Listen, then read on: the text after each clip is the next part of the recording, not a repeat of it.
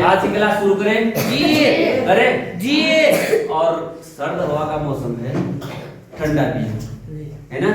और हम लोग पहाड़ों के निवासी हैं तो ठंड लगती है जी। तो हमको गर्म कपड़े पहनने पड़ते हैं जी। तो जो आज के लिए जो इस ठंड के मौसम में मैं आपको सुनाऊंगा एक शेर, छोटा सा शेर है। तुम भी मेरे साथ बोलना जी। कि हमारे लिए गर्व की बात होगी जी। ठीक है जी। तो जमने लगा है पानी, जमने लगा है पानी, बढ़ने लगी है ठंड, बढ़ने लगी है ठंड, जमने लगा है पानी, जमने लगा है पानी, बढ़ने लगी है ठंड, बढ़ने लगी है ठंड, और जन्नत से प्यारा है, जन्नत से प्यारा है अपना उत्तराखंड। अपना उत्तराखंड। ठीक है जी। शुरू करें जी। और शुरू करने से पहले आपको ब्लैक बोर्ड पे दिख रहा होगा ये सब, जी। दिख रहा है सबको? जी। तो मैं इसको ही समझाऊंगा आपको। आपकी एनसीईआरटी का क्वेश्चन है क्योंकि क्वेश्चन मुझे लंबा था है ना जी। मैं इस क्वेश्चन को समझा रहा हूं आपको, सब बच्चे ध्यान से देखो ठीक है बेटा जी। ठीक है जी। सब बच्चे ध्यान देना कि ये क्वेश्चंस क्या कहता है। इस टाइप के क्वेश्चन भी आपके आते हैं जी। बहुपद जो पार्ट है उससे इस प्रकार क्वेश्चन है कि सब बच्चे ध्यान देना। देखो आपके पास एक बहुपद दे रखा है px, दे रखा है जी। बहुपद px दे रखा है दे रखा है। ठीक है जी। और px क्या दे रखा है 3x की पावर 4 प्लस 6x की power 3 minus 2x square minus 10x minus 5 दे रखा है जी। मैं पूछूंगा आप लोग सभी लोगों से पूछूंगा मैं कि इस बहुपद में कितने पद हैं इसमें? 5 1 2 2 3 4 5। ठीक है जी। गॉट इट जी। उसके बाद उसने क्या दे रखे दो शून्य दे रखे जी। ये अच्छा दूसरा मैं पूछूंगा ये बहुपद की घात कितनी है? इस बहुपद की घात कितनी है? 4। मतलब ये बाई क्वाड्रेटिक पोलिनोमियल है, जी। दुई दुई घात जी। पोलिनोमियल बहुपद जी। है ना जी। इसके उसने दो शून्य दे रखे जी। इसका मतलब इसके चार मान आएंगे जी। चार शून्य होंगे जी। दो दे रखे जी। एक दे रखा उसने x बराबर 5/3 जी। एक दे रखा x बराबर माइनस 5/3 दे रखा है जी। सबके समझ में आ गया जी। दे रखा है जी। अब क्या कर रखा है मैंने क्या किया इसमें देखो मैंने स्टेप ए को हल करने के देखो स्टेप ए जी। मैंने धन का ये वर्गमूल के अंदर जो धन का था ये इधर इधर लाया ऋण में बराबर 0 बच गया 0 जी। क्योंकि एक टाइप की समीकरण है बीच में बराबर है। यहाँ पे भी देखो ऋण का था ऋण का किधर लाया धन में x धन वर्गमूल 5/3 बराबर 0 ठीक है जी। देखो ये दाहिनी तरफ जो 0 0 है दोनों बराबर है जी। है ना जी। तो हम दोनों समीकरणों को देखेंगे तो ये ले लिया हमने एक साथ और बराबर 0 ठीक है जी। ये ले लिया हमने तुमने देखा होगा ये बन रहा है a ऋण b a धन b बना ना जी। ये सूत्र बन रहा है देखो a धन b और a ऋण ये किसका सूत्र है ये है सूत्र आपका a की a square minus B square. a square देखो a स्क्वायर बोल रहा हूँ x स्क्वायर लिख रहा हूँ जी। माइनस b स्क्वायर बोल रहा हूँ लेकिन b क्या है हमारा ये है जी। स्क्वायर रूट ऑफ 5/3 है ना जी। स्क्वायर से अंडर रूट कट गया ये बच गया x स्क्वायर माइनस 5/3 बचा जी। इसको थोड़ा सा मैंने हल किया बराबर में 0 है इसके बटे 1 लिया 3 की इधर मल्टीप्लाई 3x स्क्वायर जी। माइनस 5 और बटा का 3 बटे के 3 इधर 0 में चलेगा 0 जीरो। मतलब मेरे पास क्या बचा 3x square minus 5 3x square minus 5 ये बचा मेरे पास ठीक है सबके समझ में आ गया सबके समझ में आना चाहिए। उसके बाद देखो आपको अगर मैं नया पेज आऊंगा देखो ये 3x स्क्वायर माइनस 5 है जो बचा था जिसको माना मैंने gx क्या माना gx माना जी। और px तो तुम्हारे पास प्रश्न में दे रखा है जी। अब क्या करना है आप gx का भाग px में दे दो जी। और बहुपदों का भाग मैंने आपको पिछली वीडियो में या पिछली क्लास में सिखाया ना जी। तो भाग देना एक बार दोबारा सीख लो है ना जी। तो देख लो 3x स्क्वायर माइनस 5 का भाग मैंने दिया 3x की power 4 plus 6x cube minus 2x square minus 10x minus 5 ठीक है जी। भाग का मैंने पहले बताया पहले आपने इसको देखना है और इसको देखना है इस 3x स्क्वायर को 3x की पावर 4 बनाना है, मतलब कितने से गुणा करना पड़ेगा? 3 को 3 बनाने के लिए 3 1 से गुणा किया, x स्क्वायर है, x की पावर 4 बनाना है, x स्क्वायर से मल्टीप्लाई किया, x square into x square, x की पावर 4 बन गया जी। और देखो फिर -5 की गुणा की इसके साथ -5x स्क्वायर आया था, -5 ठीक है जी, ठीक है जी। अब ये -5x स्क्वायर आया, उसी के नीचे लिखा मैंने जो उसके समान पद है, लाइक टर्म्स, क्योंकि यहाँ पे 2x स्क्वायर था, उसी के नीचे लिखा, ये इसके नीचे नहीं लिखा। समझ में आ गया जी? क्योंकि ये तो 6x की घात 3 है, जबकि आपको स्क्वायर मिल रहा है जी, है ना जी। फिर क्या किया? घटाया, 3x की पावर 4 से 3x की पावर 4 कटा, 0 बच गया, है ना जी। और 6x की घात 3 ये मैंने ऐसे उतार दिया, 6x की घात 3 उतार दिया, ये माइनस का ये प्लस हो गया जी, नीचे वाला चिन्ह बदल जाता है। 5x में से 2x स्क्वायर घटाया तो ये बच गया 3x स्क्वायर, बच गया जी। फिर मैंने इस ऋण 10x इसको एज इट इज ऐसे उतारा जी, 5 को एज इट इज ऐसे उतारा -5, ठीक है जी। अब आप यहाँ पे सोचो, यहाँ पे भूलो, यहाँ पे सोचो। अब मैंने इस 3x स्क्वायर को 6x की घात 3 इसको बनाना है, तो 3 को 3 2 जा 6, 2 से मल्टीप्लाई किया जी, और 1x स्क्वायर है, 1x ये है, x क्यूब बन गया जी। अब दूसरा देखो, -5 को 2 से गया, -5 टू 10x, है ना जी। उसी के नीचे लिखा, क्योंकि इसके जैसे स्क्वायर नहीं मिल रहा था, उसी पद के नीचे लिखा जो लाइक टर्म से समान पद है, ठीक है। उसके बाद फिर घटाया, चिन्ह बदला, इसका चिन्ह माइनस हो गया, ये माइनस का था प्लस हो गया, है ना जी। ये पहले किसका था? माइनस का, बाद में क्या हो गया? प्लस का। अब देखो 6x क्यूब से 6x क्यूब कट गया जी, 10 प्लस का बन गया, 10x प्लस का ये माइनस से कट गया, कटा जी।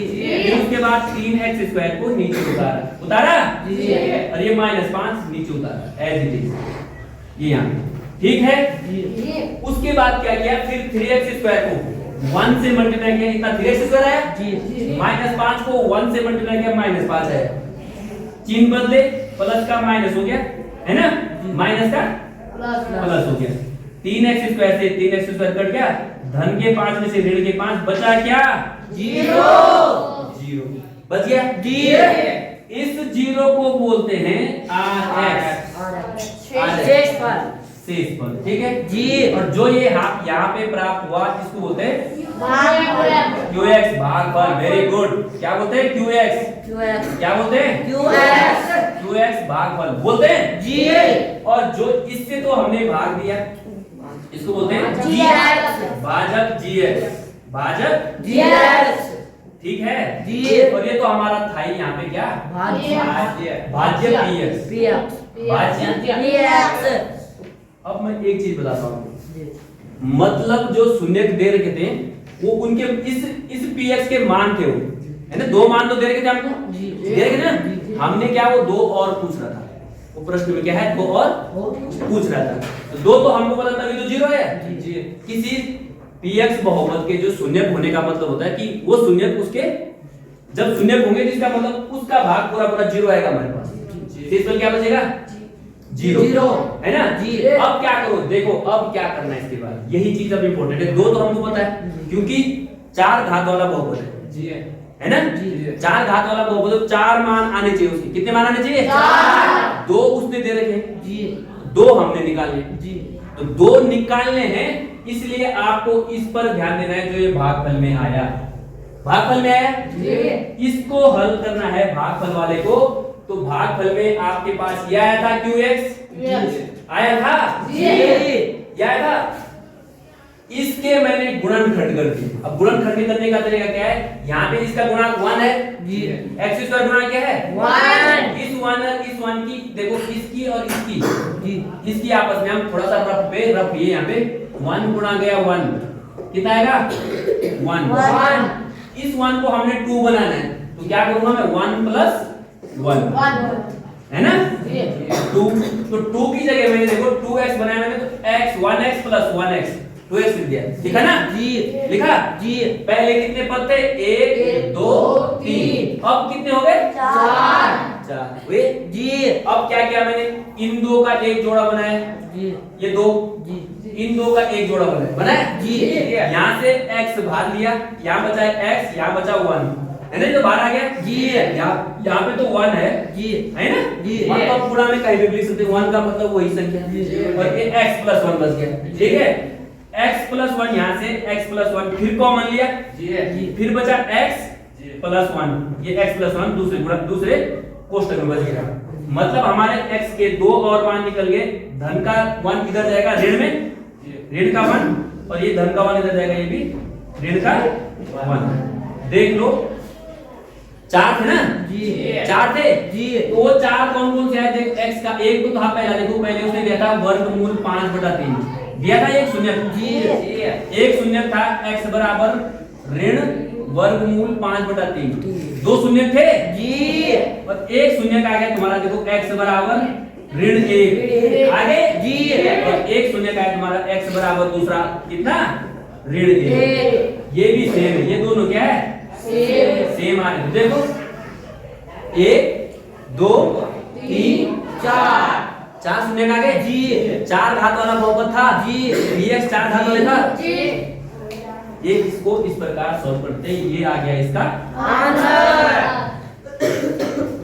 समझ में आ गया जी सबके समझ में आ गया जी आगे बेटा जी देखो गणित के लिए थोड़ा सा आपको लगना पड़ेगा है ना जी थोड़ा सा आपको जो है जिस मैं फिर कहता हूँ हमेशा कहता हूँ क्या बनो स्मार्ट कहाँ से खोपड़े से भी और थोपड़े से भी खोपड़े से भी दोनों चीजों से स्मार्ट बनो यहाँ से भी यहाँ से भी और साथ में यहाँ से अगर आप स्मार्ट बनोगे तो आप स्मार्ट तरीके से गणित कर पाओगे और जो जिस बच्चे को गणित के साधारण से नियम आते हैं कैलकुलेशन स्टेप होते हैं उनको जो हम कैलकुलेशन जो हम कर रहे हैं इधर से उधर से इधर जिसको वो क्लियर है मैं गारंटी के साथ कहता हूँ ये चीज तो कुछ भी नहीं है ठीक है बेटा बस इसके बाद आप देखेंगे एक नए टाइप का लास्ट क्वेश्चन है चैप्टर का मैंने चैप्टर का पूरा निचोड़ निकाल दिया है लगभग इसी टाइप के क्वेश्चन आपके पास आएंगे एनसीईआरटी में इसी टाइप के। अब वो क्वेश्चन होंगे तो बहुत सारी वैरायटी है और क्वेश्चन भी गणित में शायद बोले तो कमी है शायद हम जितना भी करें गणित तो जितना भी करें कमी है। एक लास्ट टाइप का क्वेश्चन है जिसको मैं कराना चाह रहा हूँ ठीक है ऑप्शनल में आपकी बुक का है ऑप्शनल में आपकी बुक का है ना फिर मैं करा देता हूँ ठीक है जी ठीक है बेटा जी तो क्वेश्चन है लास्ट क्वेश्चन है ठीक है जी आपकी एनसीईआरटी बुक का क्वेश्चन है एग्जांपल है ना ऑप्शनल में बोर्ड में कई बार पूछा जाता है नहीं पूछा जाता है मुझे नहीं पता नहीं पूछा जाता वैसे है ना इस टाइप क्वेश्चन ऑप्शनल में दे रखा है आपकी एनसीईआरटी बुक का है ना एक त्रिघात बहुपद ज्ञात करना है ठीक है जिसमें उसने क्या क्या दे रखा है क्वेश्चन ले रहा हूं देखो दिया है क्या क्या दे रखा है उसने दिया है शून्यकों तुमको पता है अल्फा बीटा गामा है जी तो शून्यकों का योग दे रखा उसने alpha plus beta plus gamma ठीक शून्यकों की आपस में गुणा का योग आपस में गुणा मतलब ये देखो alpha beta beta gamma plus gamma alpha इसका योग दे रखा है ठीक है और शून्यकों की गुणा दे रखी है alpha into beta into gamma अब कितना कितना दे रखा है आपके बुक का क्वेश्चन है जी ठीक है जो शून्यकों का योग दे रखा वो दे रखा है 2 आपस में गुणा का योग दे रखा है -7 और शून्यकों की आपस में गुणा दे रखा है समझ में आ गया जी समझ में आ गया जी सबके समझ में आ रहा है जी सब बच्चे इसको ध्यान से देखें ना भाई अब क्योंकि मैंने तुमको पिछली वीडियो में दिखाया है कि जो शून्यकों का योग होता है त्रिघात बहुपद में वो होता है -b/a बताया बेटा जी बताया जी और जो शून्यकों की आपस में गुणा का ये होता है c/a और जो शून्यकों का गुणनफल होता है मैंने कहा -b/a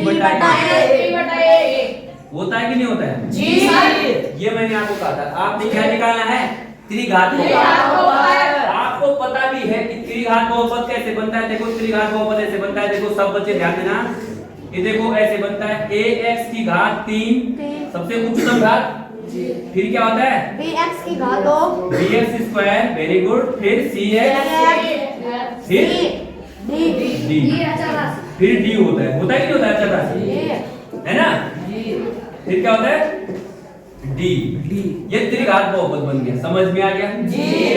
लेकिन अब हमने, क्योंकि हमने ये गुणांक ए बी सी डी ये मान चाहिए हमको, है ना? अब मुझे तो पता है, यहाँ पे देखो सब लिखा है सामने, लिखा है लिखा है। अब देखो मैं 2/1 2/1 डी कितना हो गया मेरा? 2 माइनस ये साथ हाँ, डी कितना है? -2 ठीक है जी। ए कितना है? 1 वेरी गुड 1। ए कितना है? 1। और देखो क्योंकि 7/1 यहाँ भी A 1 आ रहा है, यहाँ भी A 1 आ रहा है ना जी। और यहाँ पे देखो 14/1 यहाँ पे भी A 1 आ रहा है, ठीक है? डी माइनस से माइनस कैंसिल, डी कितना आ रहा है? 14। वेरी गुड, डी कितना आ रहा है? 14 ठीक है। सी बचा ना? सी देखो, सी कितना है? ऋण 7 वेरी गुड। सी कितना है? मतलब मुझे ABCD से पता लग गया जी, पता चल गया ना जी सर। रखो मान जी, आपको त्रिघात बहुपद मिल गया। देखो A कितना था? 1 into x की घात 3 तो वही संख्या x की घात 3 आ गया जी है। B कितना है? ऋण 2 तो धन 1, इस धन ऋण से ऋण हो जाएगा 2x²। लिख दिया मैंने यहाँ जी है। B की जगह C कितना है? ऋण 7। धन ऋण का ऋण 7x प्लस D कितना है? 14 ठीक है जी। ये क्या मिल गया तुमको? त्रिघात बहुपद। ये क्या है? आंसर। समझ में आ गया जी? सबके समझ में आ गया जी? ये वैसे ऑप्शनल में है, बोर्ड में नहीं आएगा। मैं कह रहा हूँ सिर्फ द्विघात का आएगा, है ना? त्रिघात का नहीं आएगा। अब मैं पूरे चैप्टर का थोड़ा सा हल्का सा 30 सेकंड में बताता हूँ क्या क्या पढ़ना है पूरे चैप्टर में। बहुपद वाला दूसरा पार्ट है NCERT बुक का क्लास 10। पहले है उसमें बहुपदों की घात समझनी आपने, फिर उसमें बहुपदों के प्रकार रैखिक, द्विघात बहुपद, त्रिघात और द्विघात, मतलब क्वाड्रेटिक, क्यूबिक और बाई क्वाड्रेटिक, लीनियर फर्स्ट वाला है ना। और उसमें क्वेश्चन है कि द्विघात बहुपद से कभी द्विघात बहुपद बनाने को पूछेगा, कभी उसको सत्यता की जांच करके हल पूछेगा, है ना? गुणांक और को जो सुनेकों के बीच का जो संबंध है। त्रिघात बहुपद में क्या पूछेगा? बहुपदों का भाग। बहुपदों का भाग वेरी वेरी इंपॉर्टेंट है इसका, उसको अच्छे से कर लेना। जिसको बहुपदों का भाग आ जाएगा उसको सब आ जाएगा, ठीक है? ठीक है, गॉट इट जी। तो ये सब चीजें हैं। चौथे ये है, इस टाइप के क्वेश्चन अगर आते हैं तो मैंने लगभग NCERT का जो टाइप्स है, क्वेश्चंस का टाइप है, वो मैंने करवा दिया है। बाद बाकी अब variety of questions, number of questions बहुत मिलेंगे आपको, उसको आप पर्सनली मुझसे पूछ सकते हो, ठीक है? जी। सबके समझ में आ गया जी? सबके समझ में आ गया जी?